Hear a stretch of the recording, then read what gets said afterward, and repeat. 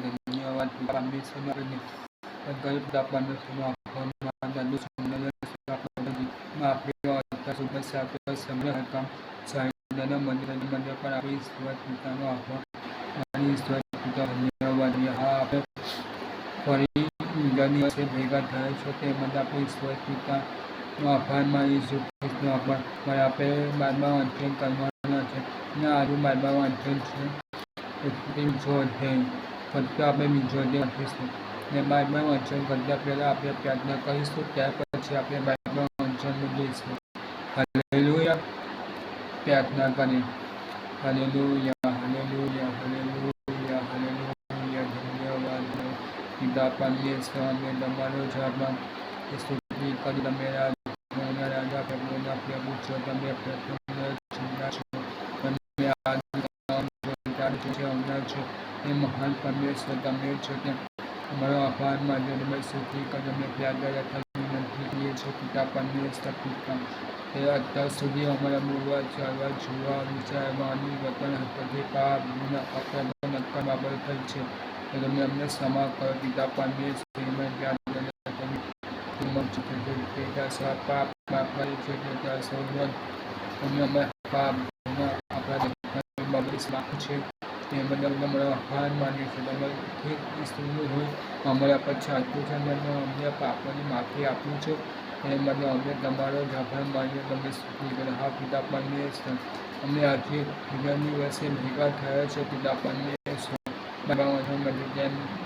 તેના માટે પણ અમે તમારો જવાબ મળીએ તમે સ્તુતિ પિતા પરમેશ્વર અમે આખું બાઇબલ પૂરું કરવા માંગીએ છીએ પરમેશ્વર પિતા તમે હારી રીતે પૂરું કરી શકીએ પરમેશ્વર તારા નસમાં જતા આત્મા બચી ગયા પિતા પરમેશ્વર તમે એવું થાય પ્યાદા વિનંતી તમે અમારી પ્યાદા સામે તેના માટે અમે તમારો આભાર માનીએ છીએ મારી પ્યાદા ઈશ્વરના નામે સાંભળો સ્વીકાર કરો આમે આમે આમે.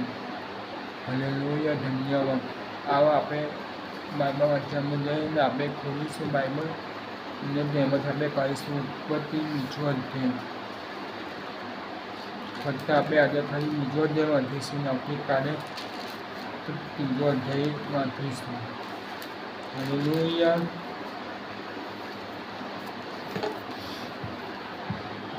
ને ત્યાં આ પ્રમાણે લખવામાં આવ્યું છે અને યહોવા દેવે બનાવેલા ખેતરના સર્વ જાનવરો કદાચ સબ લૂસ હતો અને તેને સિંહને કહ્યું કે શું દેવે તમને ખરેખર એવું કહ્યું છે કે વાડીના હરેક વૃક્ષનું ફળ તમે ન ખાઓ? સિંહે શબ્દ કહ્યું કે વાડીના વૃક્ષના ફળ ખાવાની અમને રજા છે અને દેવે કહ્યું છે કે વાડીની વચ્ચેના વૃક્ષના ફળને તમારે ખાવું કે અડકવું નહીં લખીને તમે મરો. અને સર્પે સિંહને કહ્યું કે તમે નહીં જ મરશો કેમ કે દેવ જાણે છે કે તમે ખાશો તે જ દિવસે તમારી આંખો ઉઘડી જશે ને તમે દેવના જેવા ભલું ભૂલું જાણનારા થશો અને તે વૃક્ષનું ફળ ખાવાને વાતે સારું ને જોવામાં સુંદરને જ્ઞાન આપવાને ઈચ્છા જગ એવું એ વૃક્ષ છે તે જોઈને સિંહે ફળ તોડીને ખાધું અને તેની સાથે પોતાનો પતિ હતો તેની પણ આપ્યું ને તેને ખાધું. ત્યાં તે બંનેની આંખો ઉઘડી ગઈ અને તેઓએ જાણ્યું કે અમે નાગા છીએ અને અંજીરીના પાંદડા સીવીને તેઓએ પોતાના સારું આચ્છાદન બનાવ્યા. અને દિવસને ઠંડે પહોરે યહોવા દેવ વાડીમાં ફરતો હતા તેનો અવાજ તેઓએ સાંભળ્યો અને તે માણસ તથા તેની પત્ની યહોવા દેવની દૃષ્ટિથી વાડીના વૃક્ષોમાં સંતાઈ ગયા. અને યહોવા દેવે આદમને હાથ મારી કહ્યું કે તું ક્યાં છે? અને તેને કહ્યું કે મેં વાડીમાં તારો અવાજ સાંભળ્યો અને હું નાગો હતો તે માટે બીજો ને હું સંતાઈ ગયો. અને તેને કહ્યું તને કોણે કહ્યું કે તું નાગો છે? જે વૃક્ષનું ફળ ખાવાની મના મેં તને કરી હતી તે ખાધું ને શું? અને આદમે કહ્યું કે મારી સાથે રહેવા સૌ જે સી તેમ વિશે તેને મને તે વિષ્ણુ ફળ આપ્યું ને મેં ખાધું. અને યહોવા દેવે સિંહને કહ્યું, આ તે શું કર્યું છે? અને સિંહે કહ્યું કે સર્પે મને ભોળાવીને મેં ખાધું. અને યહોવા દેવે સર્પને કહ્યું કે તે એમ કર્યું છે તે માટે તું હવે ગ્રામ્ય પશુઓ તથા વન પશુઓ કરતાં સાબિત હો. તો પેટે ચાલશે અને પોતાના સર્વ દિવસો લગી ધૂળ ખાશે. અને તારે ને સિંહની વચ્ચે તથા તારા સંતાનની ને તેના સંતાનની વચ્ચે હું વેર કરાવીશ. તેનું માથું છૂંદશે ને તું તેની એડી છૂંદશે. સિંહે તેને કહ્યું કે હું તારો શોખ તથા તારા ઘરોદપણાનું દુઃખ ઘણું જ વધારીશ. તું દુઃખે બાળક જશે અને તું તારા ધણીના અધીન થશે ને તે તારા પર ધણીપણું કરશે. અને આદમ ને તેને કહ્યું કે તે તારી પત્નીની વાત માની કે જે સંબંધી મેં તને આજ્ઞા આપી કે તારે ન ખાવું તે વિષ્ણુ ફળ તે ખાધું એ સૌ તારે લીધે ભૂમિ શાપિત થઈ છે. તેમાંથી તું તારા આયુષ્યના સર્વ દિવસોમાં દુઃખે ખાશે. તે કાંટા તથા કંટારી તારે સર્વ ઉગાવશે ને તું ખેતરનું શાક ખાશે. તું ભૂમિમાં પાછો જશે ત્યાં સુધી તું તારે મોંનો વસ્ત્ર ઉતારીને રોટલી ખાશે. ત્યારે તું તેમાંથી લેવાયો હતો અને તું ધૂળ છે ને પાછો ધૂળમાં મળી જશે.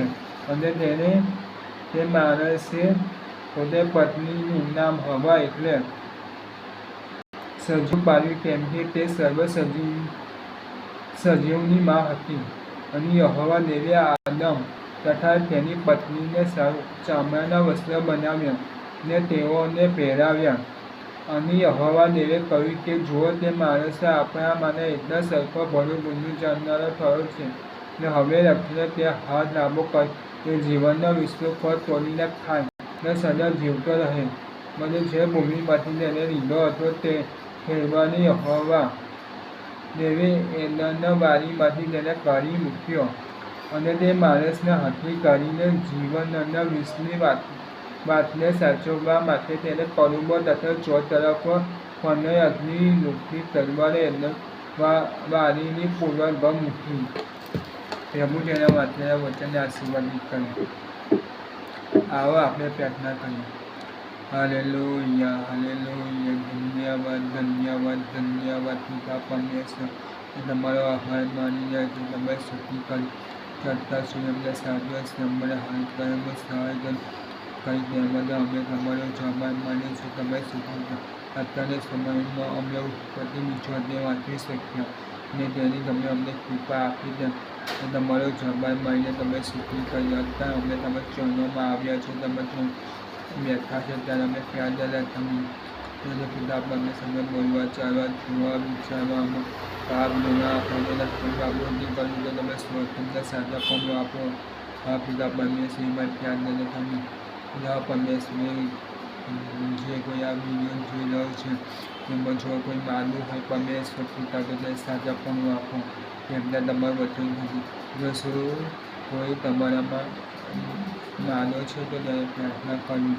તો હા પિતા પરમેશ્વર પિતા અમે પ્રાર્થના કરીએ તમે સાચા પણ આપો. એમાં પ્રાર્થના તમે અમે સુંદર રીતે બાઇબલ અધ્યયન કરી શક્યા એ બધા અમે તમારો જમાનમાં તમે સુખી કરે.